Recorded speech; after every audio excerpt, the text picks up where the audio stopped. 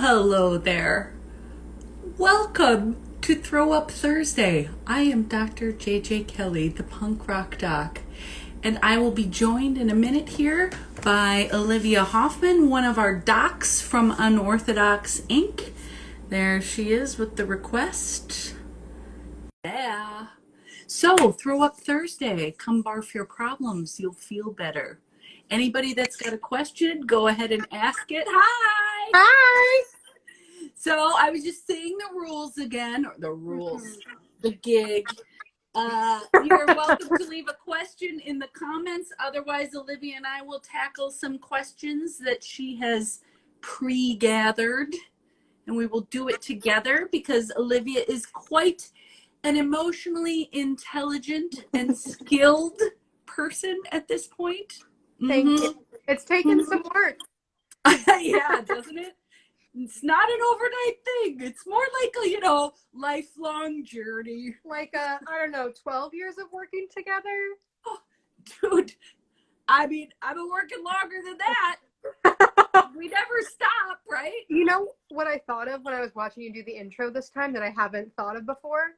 What? It's kind of like a Mr. Rogers, like, welcome in to my house. Put my sweater on. It's a beautiful day. And we, Astrid and Allie could probably come up with a theme song for Unorthodox. A Mr. Rogers TikTok? Write that down. That's a good idea. It's recorded, so we got it. That's so good. Oh my God. It's real good. All right. So we got anything juicy today? So the holidays are coming up, as you may know.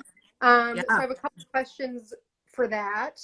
The first one is self-care for during the holidays, especially during COVID. So how can we take care of ourselves in this time?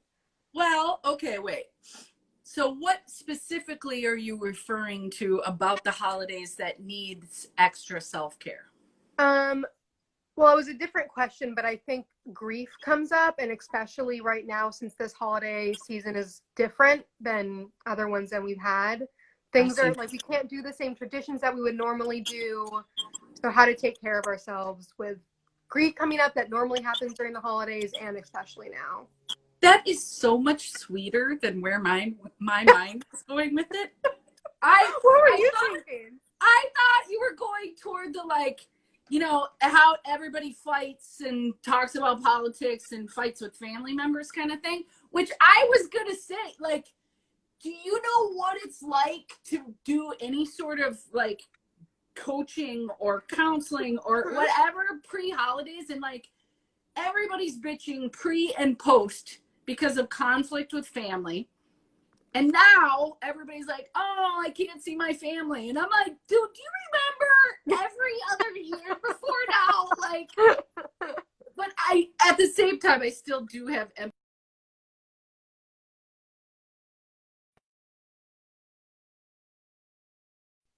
Sorry. I was trying to get rid of something that had come down into my head. It was here, in my view. Beg your pardon. I thought it was me. And I just whispered, oh, so quietly.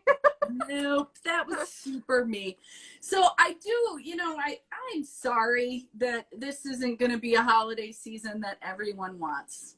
Of course I am. People have a really nice time with chosen family, with family of origin. It can be a really lovely time. It still can be. I don't know what people are going to do, with this new swell. People are getting freaked out again, and rightfully so.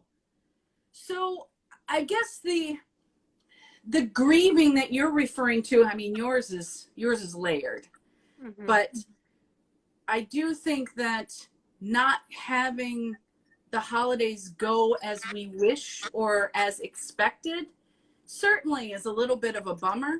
And don't fight that. Do not fight with the reality of the situation. So hi, Allie. Hi, Corey. Yeah. So if you can do your small groups and you can do them healthily, stick to your same boundaries around health and, try to just appreciate what you got. It's okay to be sad too about what you don't got, but Mm-hmm. it is what it is. What are you doing for the holidays? I'm gonna have my mom and maybe Thomas over for dinner and just do something small, but I'm excited for that. I think it'll be nice, and I want to cook a lot. Oh, that's great.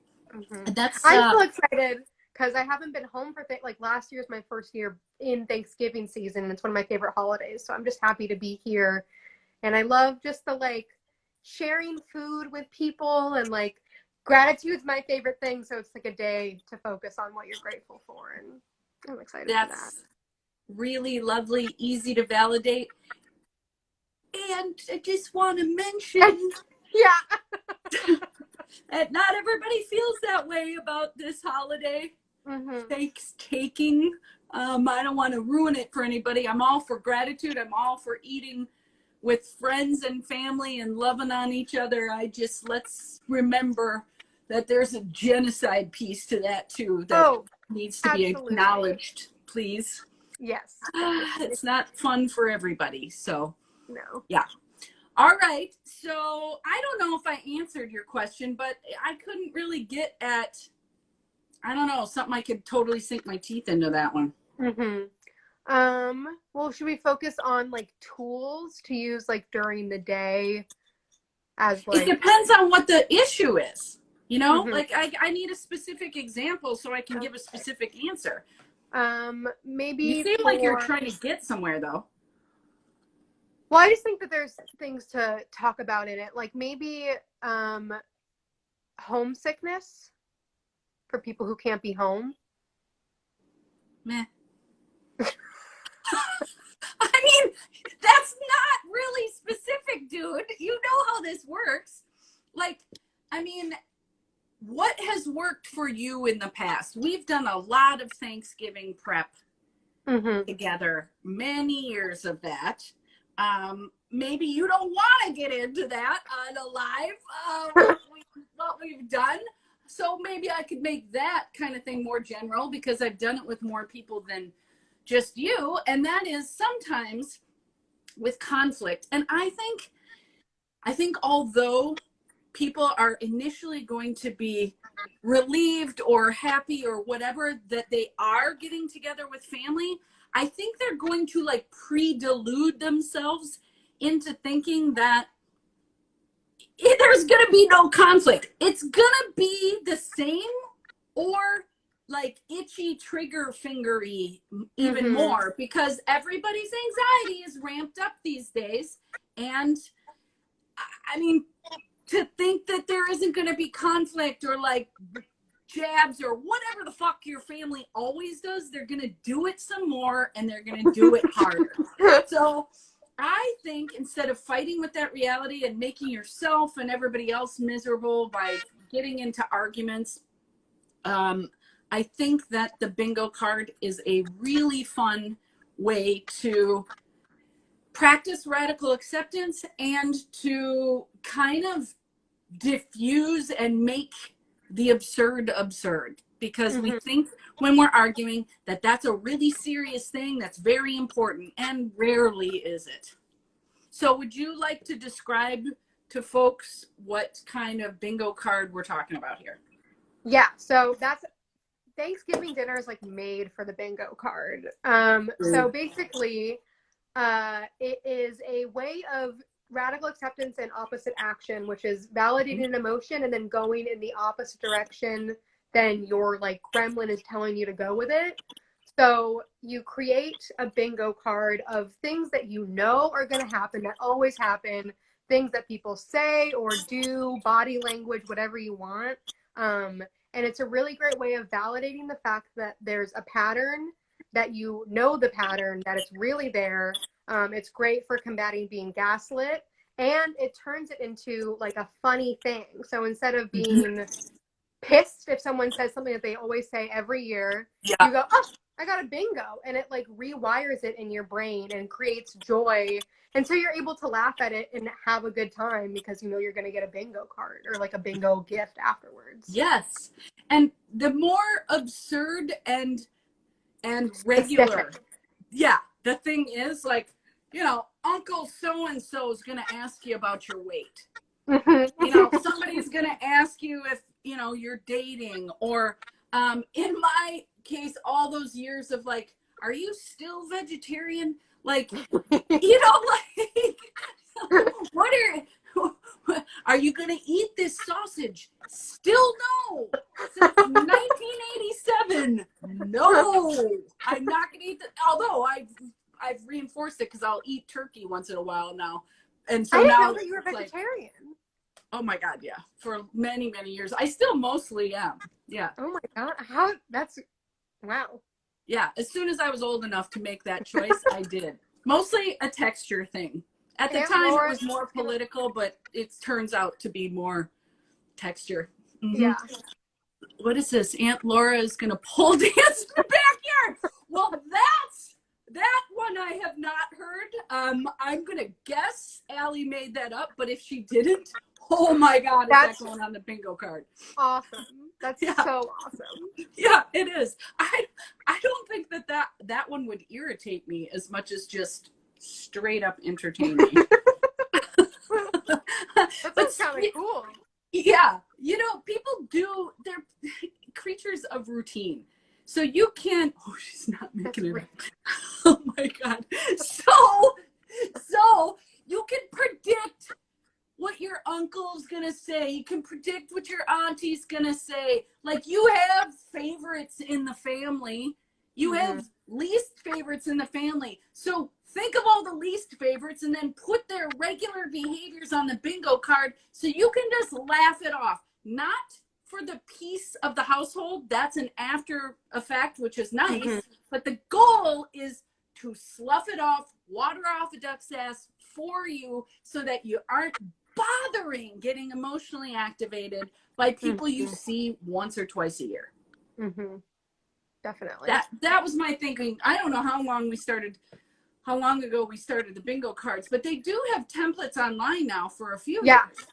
Super easy. It's every time I came home for the holidays, I would make a new bingo card. Yeah, 3x3, 5x5, the free space, it's fun. It's totally fun. Super fun. And if you get busted doing it, which I have, because I'm like, if sometimes people are a good sport about it, even when they're on it, and you can show them, it depends on the personality, but I've had people laugh at like they can laugh at themselves about what they are on the card. I think I would die laughing about what someone would put about me on a card. Oh my God. I want to be a bingo. I want to be my own thing, and I want to know what people would put. Yeah. That would be so great. Okay, I'm going to think of one for you, and you think of one for me later after this. What if for like Christmas, we all make bingo cards for the dogs and do like the Secret Santa thing? Oh my God, we're totally doing that. Write that down too. Yeah. What was the other one too? You said, we're recording, so we'll remember. Mr. Rogers. Yeah, write that down. TikTok. It's written down. The recording is I will not remember. I'll remember. Yeah, you say that, but you've done this too. You've done this thing. You've done this thing too. We've been over this, Olivia.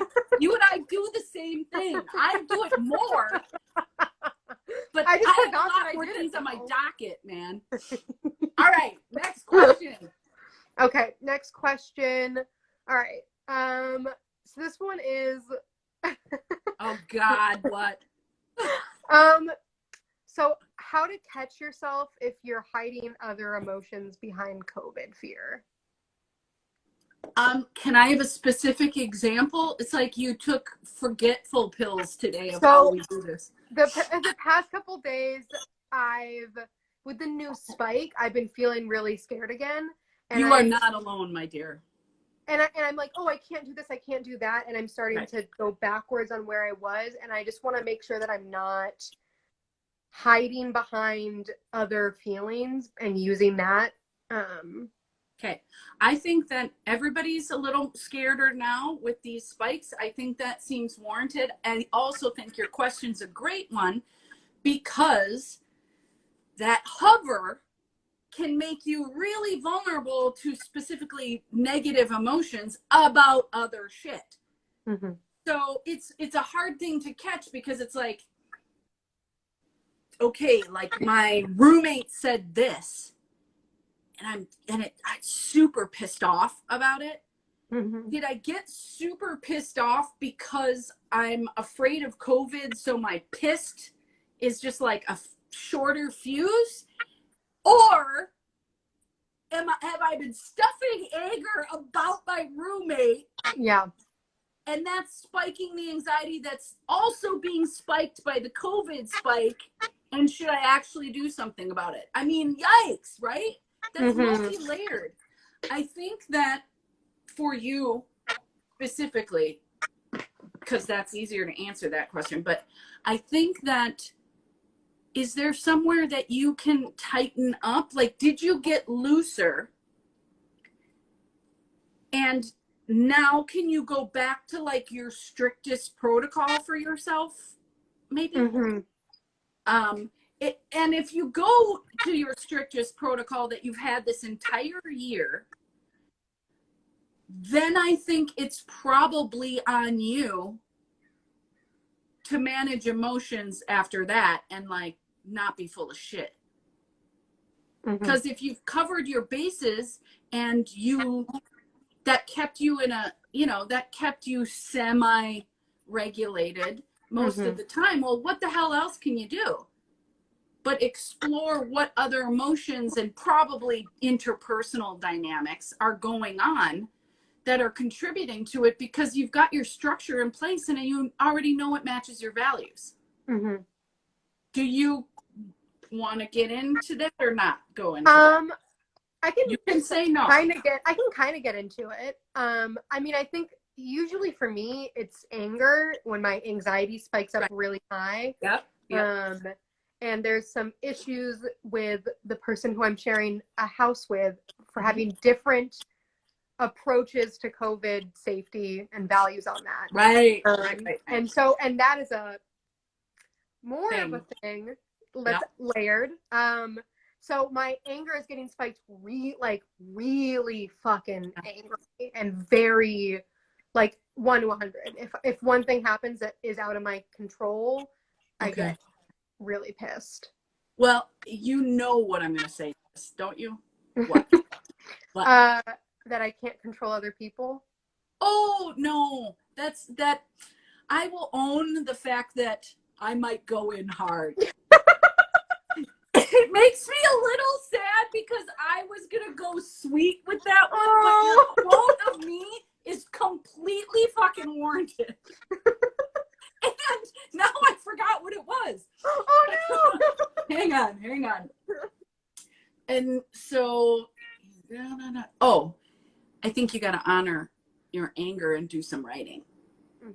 I think that you probably want to catalog some of the anger, and you know how we do it all super ugly. My penmanship looks like a serial killer. I let all the dark out and then I go burn it safely in the fireplace. And so I don't censor at all. And I think that it's important to acknowledge the dark impulses so they don't get played out. I think it's the tamping down of them that makes people do fucked up shit. So as long as no one else is reading it and you have the ego strength to be like, I'm a bad person for writing. No. You're a regular person for having dark thoughts like everyone does. They just lie about it and pretend that they don't. Then you're going to feel a relief from it. And if you find yourself ramping up, then walk away, take a break, come back to it. And I think with you, I could see your gremlin maybe trying to talk you out of doing this exercise in the vein of, well, it's nothing new. I've said it all before. Well, do it again then. Yeah. Because it's obviously still an issue. What came up? What were you thinking about when I was saying that? About writing it down? Yeah. I could see the wheels turning. I was thinking, I just wrote a poem about it. I just wrote an angry poem about that whole thing. And so then I was like, so that means I don't have to do it, which I love. Oh, so your gremlin was doing, yeah. Yes, who knows it, baby. But and it was tricky too, because I was like, oh, good for me, I already did it. Yeah. Yes. which is Yeah, but true. that's true. And then it piggybacked on the pride of being like, I'm doing that. And then it goes, okay, so that means time to let go. I'm done. I'm done. Not a lifelong thing. That Just tricky fucker. did it. Yes. Although, kudos. I love that you wrote a poem. I definitely want to hear that poem at some point too. That is, so you're already doing the thing. It's not done. If there's anger, I mean, remember Mal was talking about like doing some of the distress tolerance work before you're met with the stressor, so you can get ahead of it and do some preventative work. You guys, you docs are at that point now where you can embrace the skills and get them in practice. Practice all the skills that you've learned that you think you're the worst at pre the holidays. Yeah. So you're like, it's like that you're doing push-ups, you know, before the push-up contest. You know what I mean? Yeah. That's a really lame example, but you know what I'm saying? Yeah, I did that today actually when I was like washing my hands. I'm really bad at like mindfully doing something. I'm always like bouncing my head off a million places. And so I was like feeling anxious about, like, I went to the store and when I came back, I was like, ooh, I gotta wash my hands. And so I decided to mindfully wash my hands and really focus on the way it felt and the warm water and like kind of massage my hands while I was doing it, and just focus like I'm getting my hands clean and make it this like nice, caring activity. And I'm just proud of myself for doing that. I love that. And it touched on another one, which is deliberately slowing it down. I think that the hand wash, you know, gotta get the coat off. Yeah, like you don't have to silkwood shower with a, you know, like taking it slowly, knowing that you are cleansing yourself, you're taking care of yourself, which brings me to another point, which is the pat on the back for the self-care. Everybody's talking about self-care right now. Oh, what do I do to de-stress? What do I do to well, how about you congratulate yourself when you do something for yourself? So yes, prep. We try to be preventative. We try to get things in shape, so to speak, before the conflict happens. And then good job me for doing the thing. I rock. Like, I love how I just totally didn't let my uncle's stupid question bug me. That I didn't even, it wasn't even like a, God, you're an asshole, I'm going to let that go. It was like, don't even care, even a little. Like, you don't matter to me in this instance. I love doing the like half smile to the camera, like in The Office. Like, someone else is watching and you're just like, you heard that one too, right? And there's no one else there. I do that with my LL Cool J poster. Right? Right? You get me. You get me.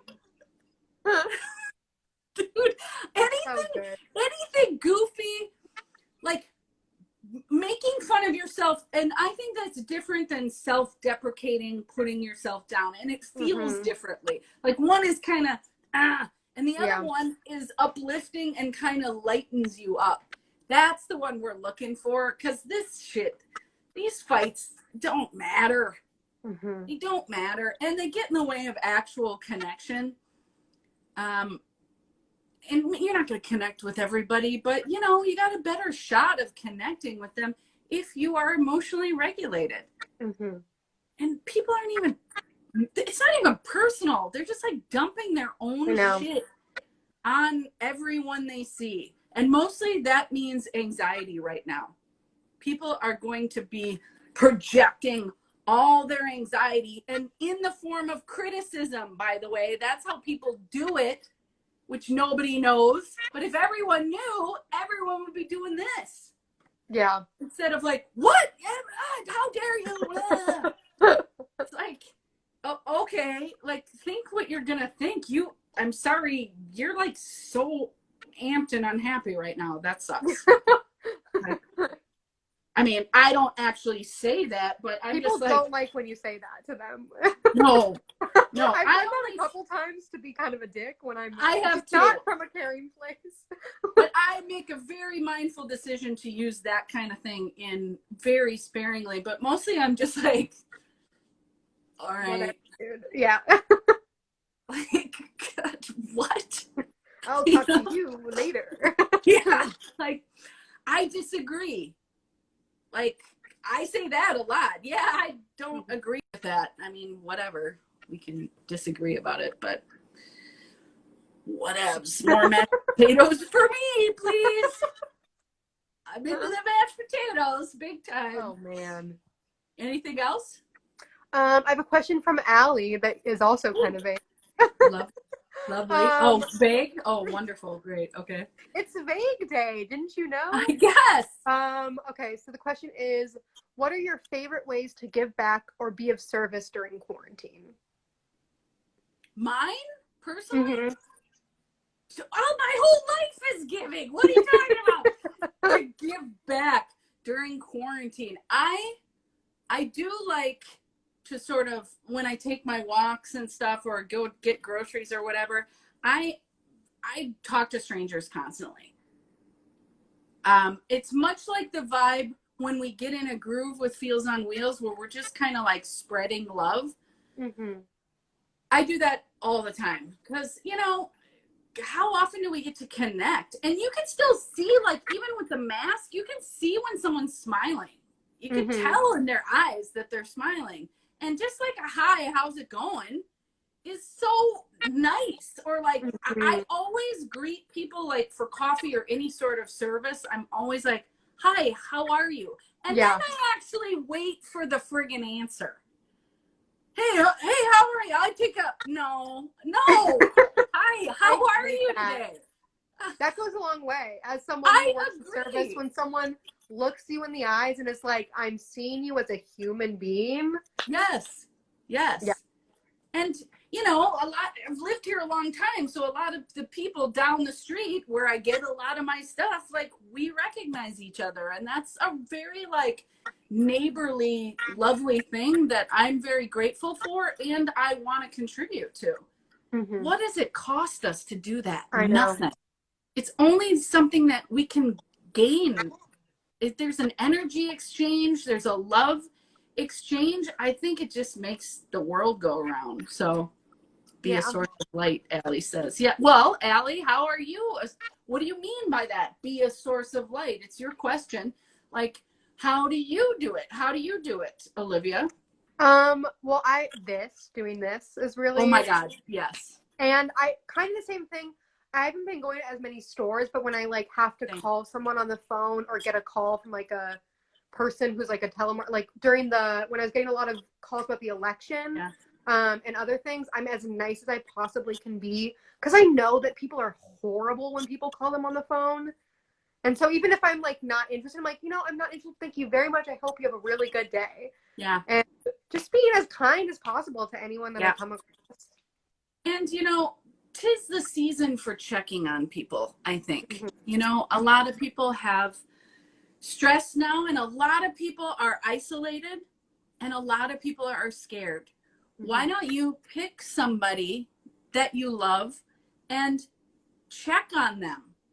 Like, ask them how they're doing and then be like, how are you really doing?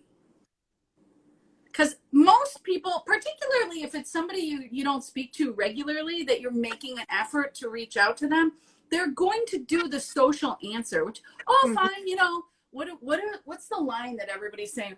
As well as can be expected. I hear that a lot. And I'm like, well, you know, thanks for not dumping all your problems on me and realizing what I do for a living. And I'm actually asking. Yeah. I actually want to know. When I do. If I don't, I'll just let the you know, we're just we're hanging in there, you know. Oh, great. Good for you. I think that anytime we can make an effort to reach out to people in a way that, you know, pushes our own regular. I know anybody that would hear this right now, someone would come to mind that they could reach out and just ask how they're doing. And by the way, those of us who look like we're fine all the time because we're super strong and mostly have our shit together, doesn't mean we don't appreciate someone going, how are you? You know, you take care of people all the time, JJ. Like, how are you doing? It's like, thanks for thinking I'm a rock star, and you're right. However, even rock stars need to be checked on once in a while, you know? And even if I'm not like hiding and in some sort of depression, somebody asking is so heartwarming. Yeah. Definitely. So I think that is a big one. We're talking about a season of giving. Well, fucking give. Like, stretch yourself to ask, hey, how are you doing, to the person that's serving you coffee, or the person that drops the food off. Everybody's getting food. They leave it too, and I don't hear anything. I run and like, thank you. They're always so like, you're welcome. Have a good night. You know, they're opening their car across the street because I'm like, but it doesn't matter. It's still appreciated. Any kind of effort to connect, I think, really is so key right now, and it's just like amplified. It's everybody feels electrified and energized by that kind of love. So that's what I'm doing. Long story longer. I love that. I think that's great. Well, that's probably a good place to wrap it up, huh? I think so. Yeah. So next week, we haven't talked about that. I think maybe we don't do it, right? We just. I think the time holiday. is a little. That's like dinner. It's like when everyone's eating. Maybe we'll do a little live at Feels on Wheels the following day. Okay, that's a good idea. We could do something like that. But so, yeah, we won't do Throw Up Thursday next week, but we will be doing Feels on Wheels at Alcatraz and College in Oakland. Come join us for free coping skills. Thank you, Olivia. Wonderful job. Thank you. I will see you too. Have a good holiday week. Oh, I'll see you before that. Yeah. All Bye. right. Bye, everybody.